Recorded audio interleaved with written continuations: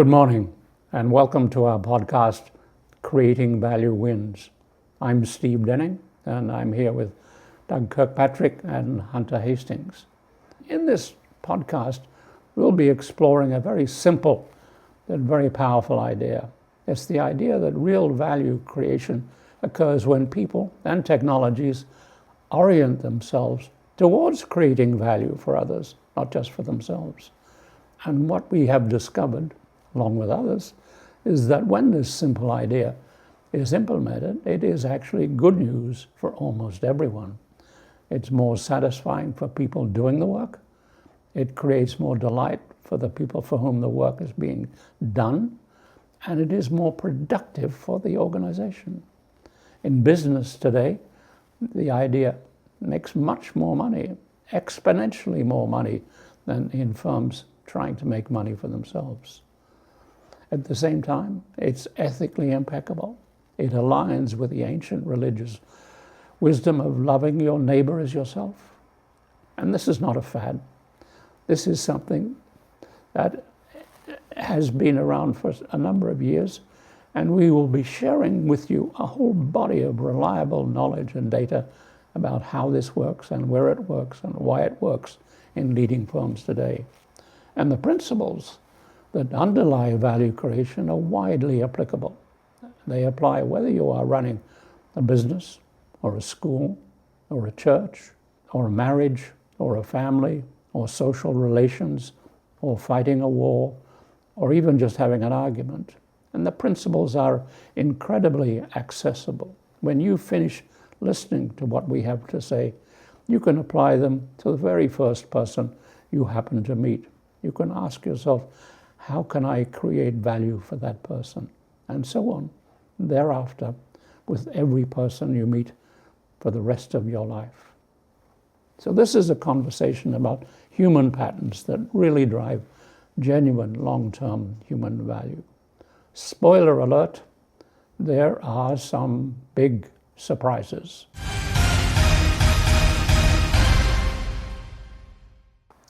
Just last week, the world witnessed an extraordinary event that created not just headline news, but an international media frenzy. And it happened when the world's largest church got together with one of the world's largest and fastest growing businesses and made common cause. Pope Leo XIV released his encyclical Magnificat Humanitas, a major thesis for safeguarding human dignity in the age of artificial intelligence, or AI. Anthropic's founder was present at the announcement and highlighted its updated constitution for Claude, one of the most thoughtful governance documents yet for any AI firm. In last week's podcast, we celebrated the many wonderful things that were said and written on that day. Today, we're going to take a harder look at something that was not said that day. We are pointing to a striking and consequential gap, an omission. Neither document mentions the customer, even once. You might think, well, just one word missing, what's the big deal? Well, it's like a sporting event where you don't mention the score. The customer is the score of a business, and to not mention the score is a fundamental error. Let me explain why this omission of any reference to the customer is a really big deal by reference to history. Almost 500 years ago, in 1543, an amateur astronomer named Nicolaus Copernicus published a paper that he had been working on for many years. The paper explained a strange new idea. Instead of the idea that the sun revolves around the earth, as we can see every day in our daily lives, his idea was the opposite. He said, in fact, the earth, despite appearances, the earth is revolving around the sun.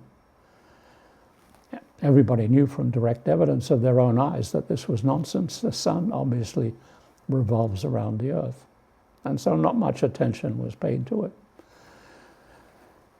It was a crazy idea until scientists like Galileo, famous scientists began pointing out Copernicus was right. The Earth does travel around the sun, and not what everyone thinks and sees, that the sun travels around the Earth. And not only that, the Earth isn't the center of the universe. And if that's the case, is it really plausible that the Pope is the God's representative on Earth? For merely asking that question, Galileo was put in prison, or actually spent the rest of his life under house arrest. And so began not just rethinking astronomy, but began a rethinking of the way the whole world and the organization of society works, including the rights and privileges of kings and queens who continued to assert power by divine right. And what we found is when they insisted on continuing to give people orders, drawing on their divine rights as leaders, they tended to find their heads were being chopped off. So this was serious stuff. And now the practice of management is currently undergoing an analogous transformation in the way organizations interact with the world, with analogously drastic consequences.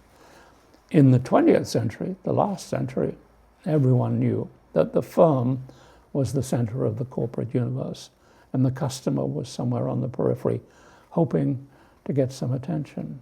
Hardly anyone paid attention to Peter Drucker when, in 1954, he said the opposite.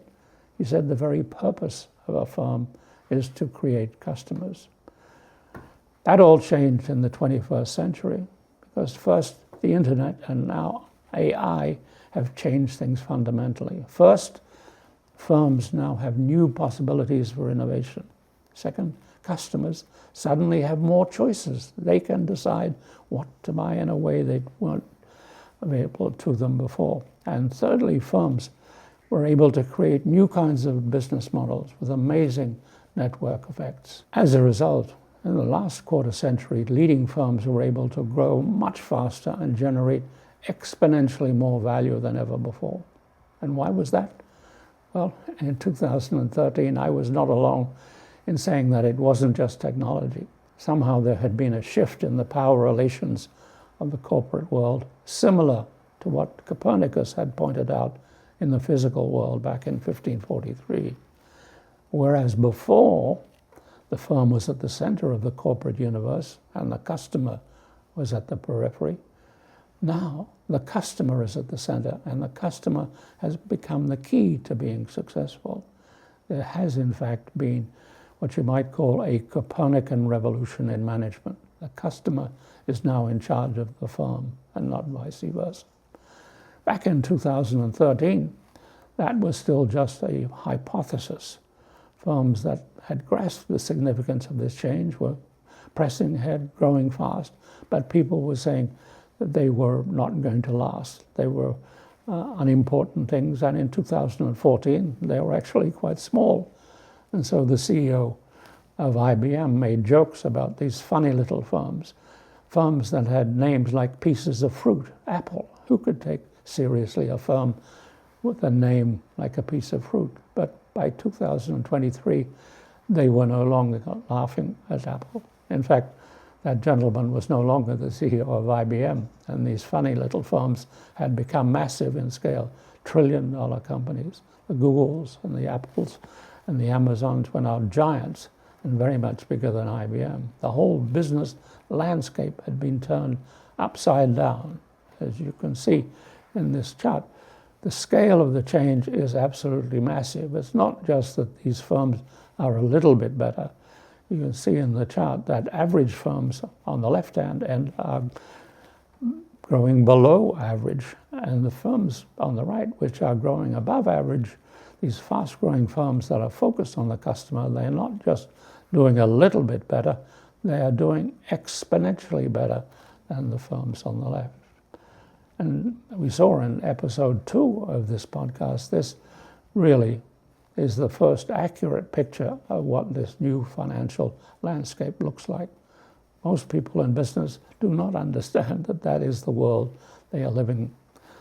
On the left, we can see 70% of firms focused on making money for themselves, and getting below average returns. Meanwhile, on the right, the 30% of firms are focused on creating value for the customers and are racing ahead with returns that are way above average.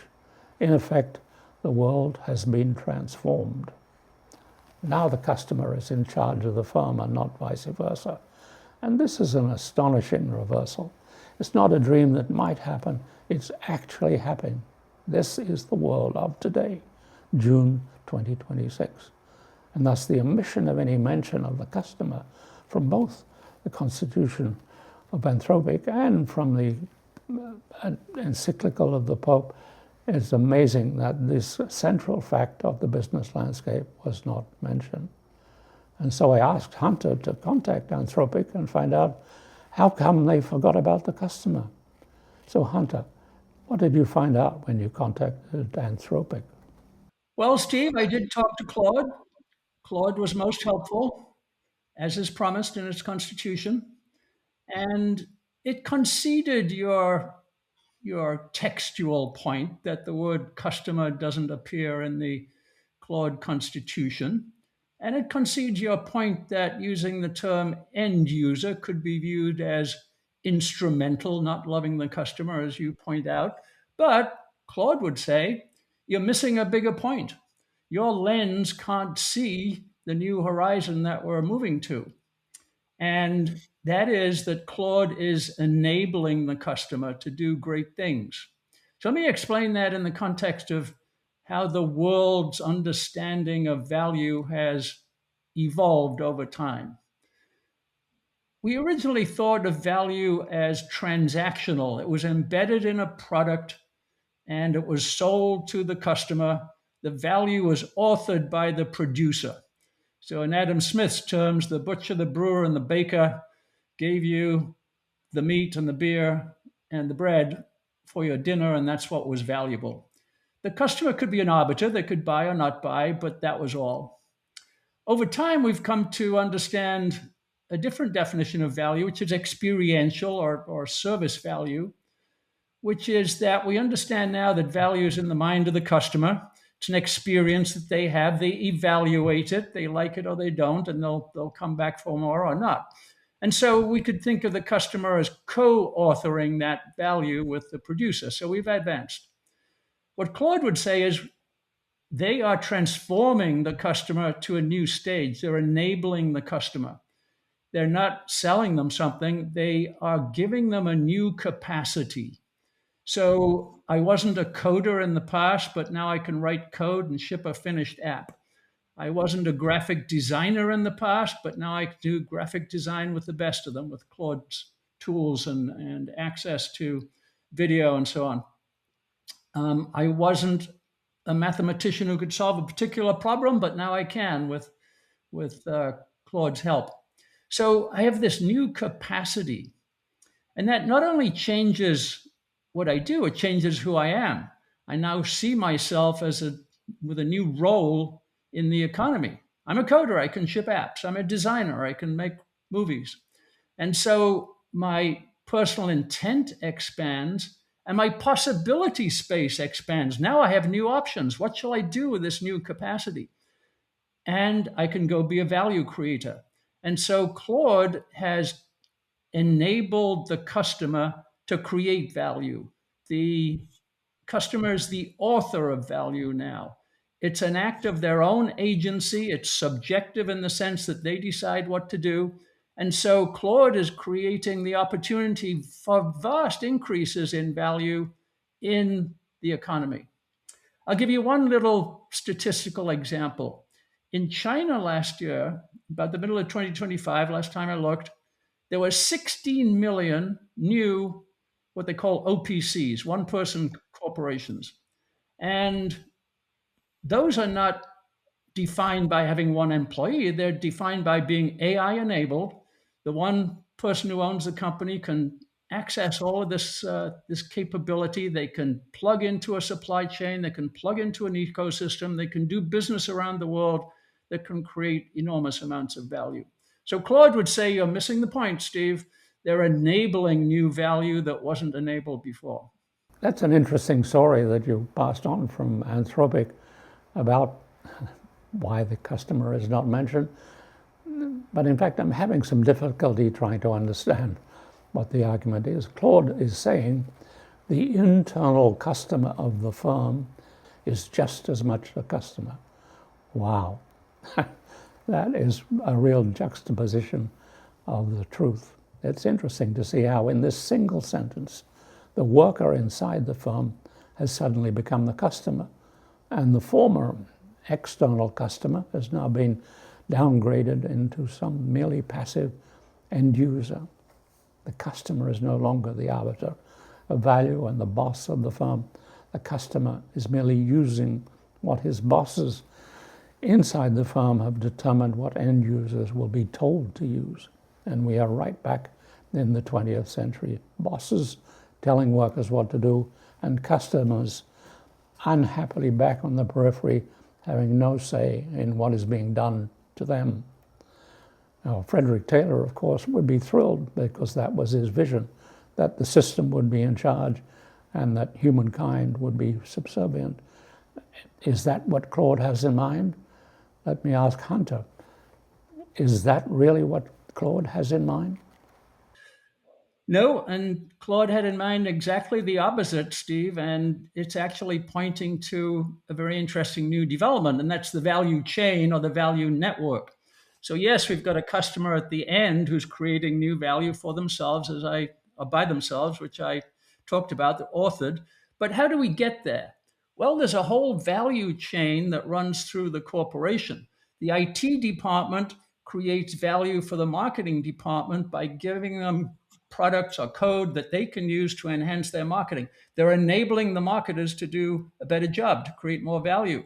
The marketers then enable the sales department. They call them forward deployed engineers these days, but the marketing department enables the sales department to do a better job of engaging the final customer. So this value chain runs through the entire value cycle from beginning to end. And in fact, if everybody in corporations today thought, I'm a value creator enabled by Claude or by Anthropic or by ChatGPT or whatever it is, I'm enabled to do a better job for my internal customer, create value for them.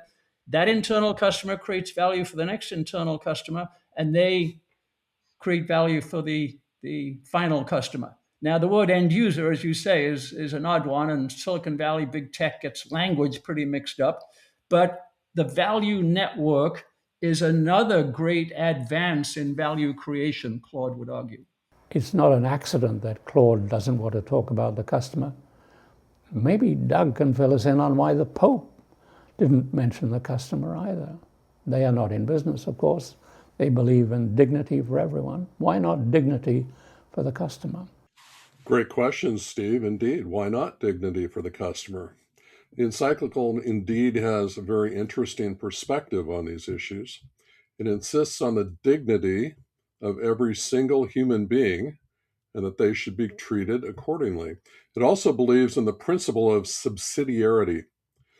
And what is subsidiarity? It's the principle that decisions and actions should be taken at the lowest and most local level possible by the people or groups closest to the issue, rather than being taken over by a higher authority. Higher levels of authority, government, corporate headquarters, central management, should only step in when the lower level genuinely cannot handle the matter effectively on its own, or coordination is needed to protect the common good. In short, don't centralize what can be handled locally. Support and coordinate from above. Don't replace or micromanage from above. The principle was most clearly articulated by Pope Pius XI in the 1931 encyclical Quadragesimo Anno. It's also a fundamental principle of the firm I worked at for several years, the Morningstar Company, where there are no managers of other people. And in effect, every single person is a manager of themselves. Pope Leo articulates the same principle and updates it. 1. Subsidiarity flows directly from respect for human dignity and the common good. 2. Higher authorities, including the state, must respect and promote the freedom and creativity of individuals, families, local communities, and intermediaries. 3, in today's world, the biggest threat to subsidiarity is no longer just an overreaching state. It is often powerful private actors, especially big tech companies, that concentrate expertise, data, and decision-making power. And 4, these companies increasingly set the conditions for access, rules of visibility, forms of interaction, and even economic opportunities. Subsidiarity therefore requires that these powerful entities be subject to transparency, accountability, and democratic participation. Encyclical itself, Magnifica Humanitas 2026, does not use the word customer or even close equivalents like buyer or client in a market sense. It doesn't use that term even once.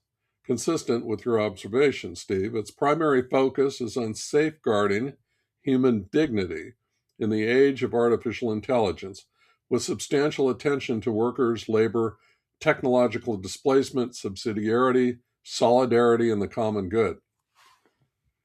What the encyclical does say about human dignity is that the text strongly affirms the inherent unconditional dignity of every human person, not earned by a productivity, efficiency, or role in the economy, but rooted in being made in God's image.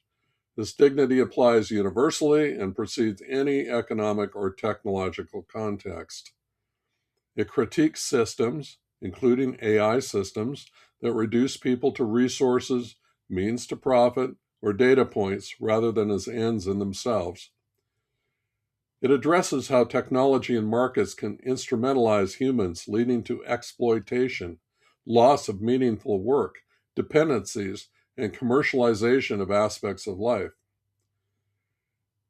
And finally, it draws on the broader Catholic social tradition, referencing other encyclicals and documents to emphasize that economic activity must serve the human person and not vice versa. These statements implicitly cover people in all roles, including as consumers or those interacting with markets and AI systems. But the encyclical does not single out customers or apply subsidiarity specifically to customers. The emphasis remains on workers, talking about dignity of work, unemployment from artificial intelligence, participation in structures, and broader societal structures. It is an important missed opportunity that the encyclical doesn't explicitly deal with the challenges facing customers, and the reasons may be historical. The encyclical's focus is understandable. It builds deliberately on the Church's historic emphasis on labor amid technological disruption. However, in an AI age when customer manipulation and value extraction are rampant, explicitly addressing customers as empowered agents with corresponding dignity and protections against new forms of bullying would have been timely and holistic. So, Doug, you've given a very comprehensive account of how the worker fits into the world of work. The encyclical devotes extensive attention to the inalienable dignity of the worker, the evils of unemployment, the evils of exploitation, new form of digital slavery, the need to protect labor amid AI disruption. Anthropic's constitution carefully defines helpfulness in service of principles, but the actual customer doesn't get a say in what is being done. Both documents are steeped in concern for producers, workers, and internal stakeholders, but the people who ultimately pay the bills, the people who judge whether products are actually creating value for them, the customers, are not mentioned. So this is not just a mere linguistic oversight. It's not just one word that happens to be missing. Catholic social teaching has long prioritized the vulnerable, especially workers, and that focus made sense in 1891. But in 2026, mature service and knowledge economies are dominated by large organizations, and the role of the customer is now fundamental. The bigger problem is different. Unproductive and low-value work persists, but the incentives are malaligned with customer outcomes. Professor David Graeber famously estimated in his book Bullshit Jobs that 30 to 50% of work in large organizations serves no meaningful purpose. Subsequent surveys have shown large numbers of employees believe their own jobs could disappear without anyone noticing. When documents of moral authority emphasize worker dignity without corresponding emphasis on customer value, they risk providing the moral cover for this kind of behavior. The encyclical speaks powerfully about the dignity of the worker, but what about the dignity of the customer? Hunter, could you tell us more about Anthropic's concept of helpfulness and true value creation? Yes, and we're talking a lot about language today, and these new value creators use language a little differently than perhaps has been usual in the past. And helpfulness is, kind of a bit off center as a word for creating value. It's a balance of elements in Claude's constitution, including safety, including compliance, including ethics. So those are all good things, right? They're all value creating. And I went into the helpfulness part of the Constitution, and there's a lot of value creation in there, Steve. Let me just refer to some notes so I treat it properly. Claude's Constitution talks about being helpful to humans, so it's got us in mind. It makes real differences in people's lives, which is one of our definitions of value. It understands that people are capable of deciding what's good for them, that Claude isn't going to do that for them. It can help humanity address its greatest challenges, creating new pharmaceuticals and solving disease problems. It understands there's an immense amount of value it could add to the world. It thinks in long terms. It needs to, or it wants to understand customers' goals and help them to their long-term well-being. It understands they have to interpret what the customer says in order to understand the value they're seeking, which reminds me of the old Henry Ford quote that if I'd asked them what they wanted, they would have said faster horses. But instead, he gave them the automobile. So he was creating value in that way. Claude wants to be a trusted friend who cares about the people it's interacting with, cares about our long-being, has a long-term viewpoint, which we choose. There's an interesting little dig at meta and social media in there that says that media and applications that are optimized for engagement or attention can fail to serve the long-term interest of those who interact with them. So it's saying, hey, we're making more value than the social media folks. So in general, Claude's goal is to ensure that users can always trust and rely on it. So those are all good. They're all value creating, right? When you dig a little further, there's some troublesome parts. It's actually not for customers. They talk about a hierarchy of principles, quote principles, and the first principle is Anthropic. It's to serve, and they have an avatar, a thoughtful senior Anthropic employee, someone who cares deeply about doing the right thing. So, there's a little pomposity there, a little bit of hubris. Second are the operators. They're the firms that are buying the API licenses, not actually using Claude itself. You referred to them, Steve, in your chain. And then the end users come third in this hierarchy. So that's a little bit of a problem. Anthropic wants Claude to help it operate as a company. So that's not necessarily value creating for customers. It wants it to be helpful for the safe and beneficial development of AI. So again, that's a good thing, but it's not customer first. And it balances helpfulness with other values, being good for society and good for the world. And I would put that in the space of being a paternalistic central planner. It knows what's good for us and it's going to tell us. So there are some good things in the Constitution, Steve, that are value creating, but there's a little bit of a mess around paternalism and centralization and who comes first. So they've got some working out to do. They're a bit confused, but there's a lot of good things in there. Let me tell you about Reed Hastings, CEO of Netflix. He led Netflix with long-term value creation mindset for around 30 years, repeatedly disrupting his own successful business model inside a high-trust culture of freedom and responsibility. This month he is stepping away from Netflix after one of the most remarkable value creation runs in modern business. He co-founded the company in 1997. He'd led it as CEO for 3 decades, and he recently served as executive chairman. What made Hastings' approach so distinctive wasn't just the shift from DVDs to global streaming or the company's growth. It was a deeper mindset, prioritizing long-term value over short-term wins. Playing to win in the short term has clear rules: winners and losers and a definite end. Long-term value creation is different. It has no finish line. The goal is to keep the game going, to adapt, to evolve, to bring in new players, to perpetuate the ability to create value over the long term. Hastings embodied this philosophy to an unusual degree.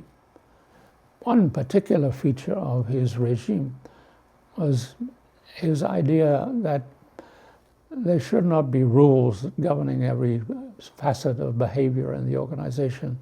He in fact published a book about his thesis of what he calls no rules rules.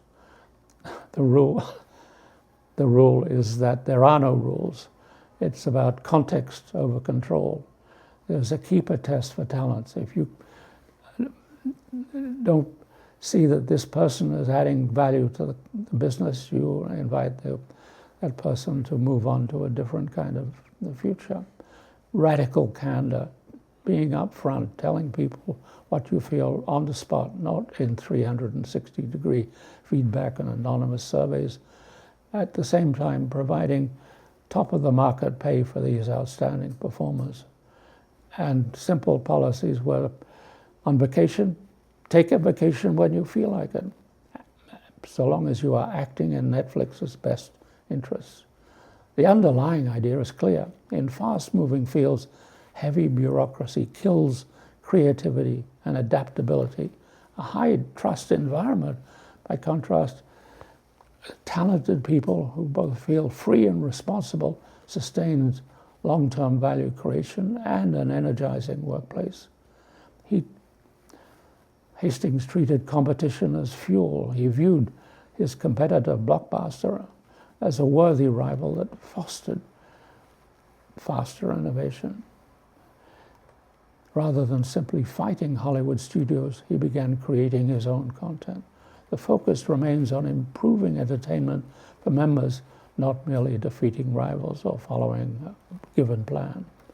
His departure is strong proof of Reed Hastings' long-term mindset. He stepped back gradually, first sharing the CEO role, then moving on to chairman, and now resigning from the board. Without clinging to power, building a cult of his personality, he leaves behind a culture that others can inherit and improve on so that Netflix can remain beloved by members and wildly successful for generations to come. Well, I'm going to pick NVIDIA, staying in a similar space. And it's easy to admire a trillion-dollar company, obviously, but that's not the point. I'm going back to NVIDIA's original first entry into the market. They had a new chip called the NV1 when Jensen and his co-founders decided to start out on their own. It was targeted at the game players, gaming on computers, the emerging market for that. And they came out with the best possible chip and graphics card. It was faster speed. It was better visual rendition with sharper pictures. It was the best sound. And they proudly took it to the marketplace, and it was a flop. It was a flop because they didn't make it backwards compatible to the old consoles and the old PCs and the old games that gamers were playing. So what they got, the gamers, was a bad experience. And Jensen never forgot that. He said, we made what the engineers wanted, but we didn't make what the customers wanted. And he wasn't going to do that ever again. So they made a vow, Jensen calls it following the market, not trying to lead it, and always listening to the customer, always listening to what the customer wants and understanding the customer experience. So another stage in that later on was that they found a customer that was research scientists in universities who needed massive computation to run huge models like weather forecasting and financial analysis, and they couldn't get the supercomputers they needed to do it.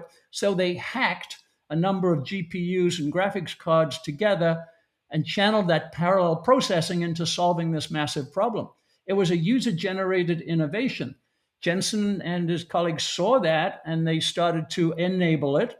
And eventually that led to the biggest computation challenge of all, which was artificial intelligence. And so that's why NVIDIA led the way in GPUs for artificial intelligence, because they followed the market, they listened to the customer, they enabled the customer. So that's a great example of a high-tech firm starting in the wrong place, engineering, and ending up in the right place, which was customer value. Well, the example I like, Steve, is Microsoft under Satya Nadella. And I know you love storytelling, Steve, and his story is compelling because as a senior leader prior to becoming CEO, Satya Nadella supported the entire multi-team dev group that numbered some 4,000 employees in adopting agile ways of working.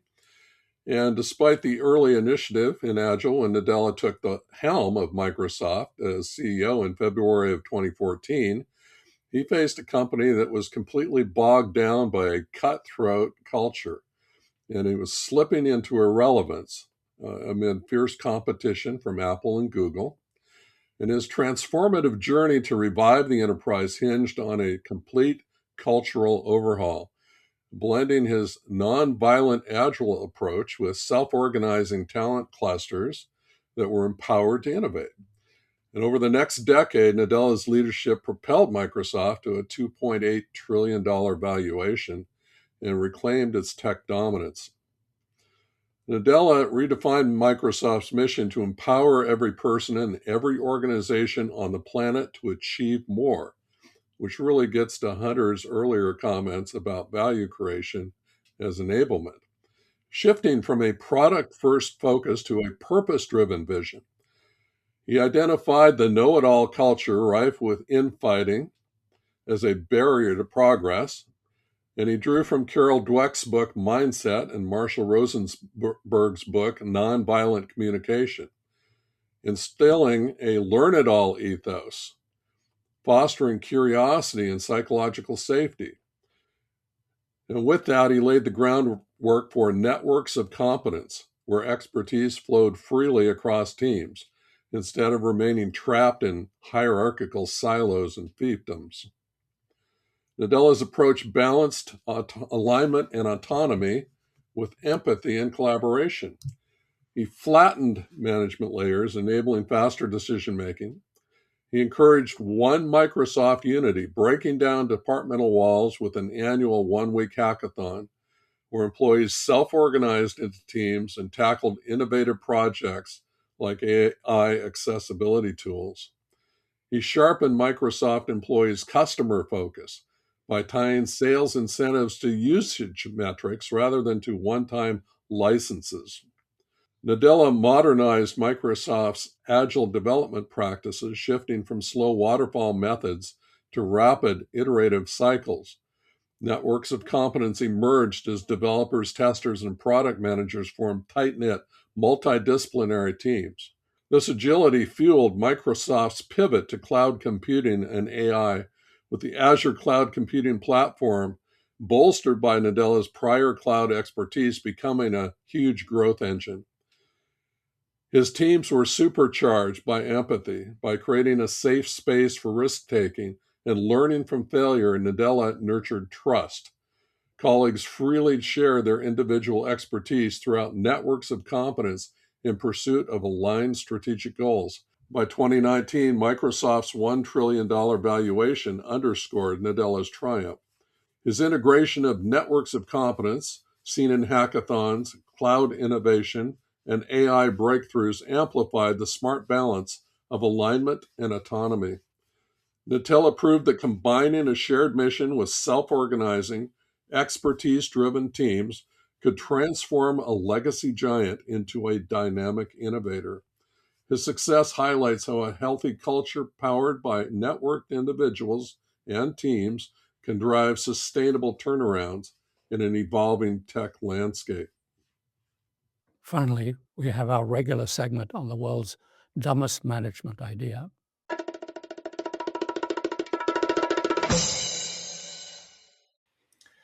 Well, we've been talking about language a lot in today's podcast, and it's really important. And my pet peeve is the misuse of the term value. And value is used as a noun when it should be used as a verb. So in a noun, you can maximize value. That's a mathematical operation. You can maximize shareholder value, which is the wrong use of the word value because value is strictly for customers. So value is a verb. Customers evaluate. That's a feeling in their minds. It's subjective, it's contextual, it's personal, it's variable because their tastes change from time to time. And so if we understood that about the word value, we'd all think differently and better about creating value, creating that feeling in customers' minds. So that's my pet peeve. Well, to build on the language theme that Hunter just articulated and the fact that we've been talking about the dignity of human beings, my pet peeve has to do with the dehumanizing language of business and human resources. So if we look at the word management itself, it comes from a French word, manège, which means horse handling. So to manage is to have power over others and to have designated overlords in a managerial class. So modern organizational management is the apotheosis of the feudal system with separate classes of various kinds of power, generally centralized toward the top of the organizational chart. If we take the term human resources came along in the 1980s to replace the idea of personnel departments because personnel was viewed as too supportive of human workers in the brave new world of layoffs and re-engineering. So we have human resources coming along. And as Henry Mintzberg famously declared, I am not a resource, I am a human being. And one of our former guests, Andrew Sharman, described that Charles Handy, his mentor, turned this term around and talked about resourceful humans. Why don't we talk about resourceful humans in the workplace and restore the dignity of the human being? So we've got all kinds of dehumanizing language in the world. We talk about head count as if people don't have bodies. We talk about man hours as if women don't exist. And we have a huge opportunity ahead of us to reframe the language of business and value creation in support of human dignity. My biggest pet peeve? Well, it's when people say one thing and do the opposite. This is a huge problem in management today. These are some of the most respected people in society and the smartest academics saying one thing but doing another. It's not just really annoying, it's devastating in its impact on society. Thanks, Doug and Hunter. When leaders lose sight of the customer, bureaucracy grows, pointless jobs proliferate, innovation slows, and customers pay the price through higher costs, worse service, and fewer breakthroughs. The shared omission in the encyclical and in Anthropic's constitution has several troubling implications. Ignoring the customer tilts the moral discourse towards producer protection instead of value creation. Second, ignoring the customer weakens accountability. Third, ignoring the customer risks misdirecting AI development. It becomes a safety-first culture instead of actually creating value for customers in the future. And finally, ignoring the customer misses how customer obsession serves human dignity, real value creation, better products, lower prices, broader access, continuous innovation, one of the most powerful anti-poverty and pro-dignity forces in history. And remember, Value creation is not just something that might happen, it is something that is already happening with massive implications for every organization on the planet. And looking ahead, we'll be discussing some of these things further. We touched on today. We'll be looking at other ideas, some that will destroy value and some that will enhance value. We'll also have an episode with the exciting new book, The Octopus Organization, which discusses some of these issues from a very different way. These organizations in venture mode seem to resemble an octopus, the way they operate. It's a fun book and has some deep insights on how these things go. You can also go to the website and look at the earlier episodes in this podcast series. So that's our show today. Thank you for being with us, and we look forward to seeing you in future episodes in this podcast series, Creating Value Wins.